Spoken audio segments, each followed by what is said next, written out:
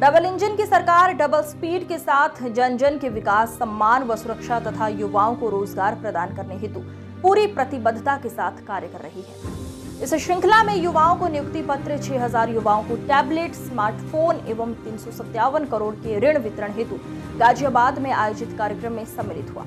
इस अवसर पर बाबा श्री दुधेश्वर नाथ जी की पावन धरा के सतत विकास के लिए 757 करोड़ से अधिक लागत की विभिन्न विकास परियोजनाओं का मुख्यमंत्री योगी आदित्यनाथ ने लोकार्पण, शिलान्यास किया। क्या कुछ बोले योगी आदित्यनाथ, आप भी सुनिए।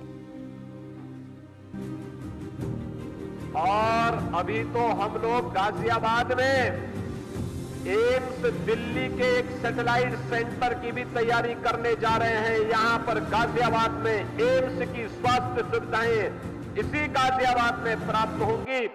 इसके लिए हम लोग अपने प्रस्ताव को आगे बढ़ा चुके हैं।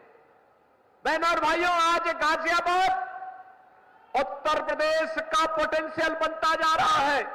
बहनों और भाइयों, 2017 के पहले अगर उन सरकारों का बस चलता तो समाजवादी पार्टी की सरकार, अगर उनका बस चलता, या फिर कांग्रेस के नेतृत्व की केंद्र की सरकार 2014 के पहले देश के अंदर किस प्रकार के नजारे इन्होंने प्रस्तुत किए थे, उनके नजारे थे तो उत्तर प्रदेश सरकार की 2017 के पहले की सरकारों के कारगुजारियां भी थी।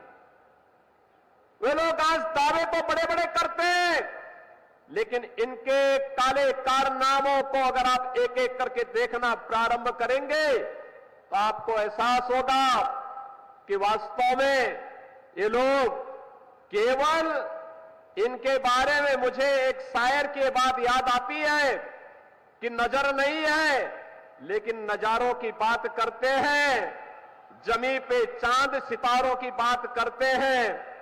वो हाथ जोड़ के बस्ती को लूटने वाले भरी सभा में ये सुधारों की बात करते हैं। इन्होंने लूटा है।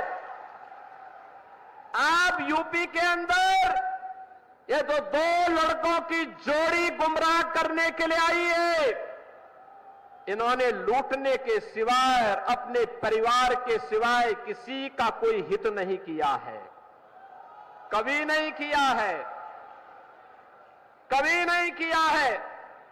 बहनों और भाइयों, इन लोगों को जब भी जनता जनार्दन ने शक्ति दी है तो इन्होंने उस शक्ति का दुरुपयोग किया है, वैसे ही जैसे किसी कालखंड में भस्मासुर ने किया था।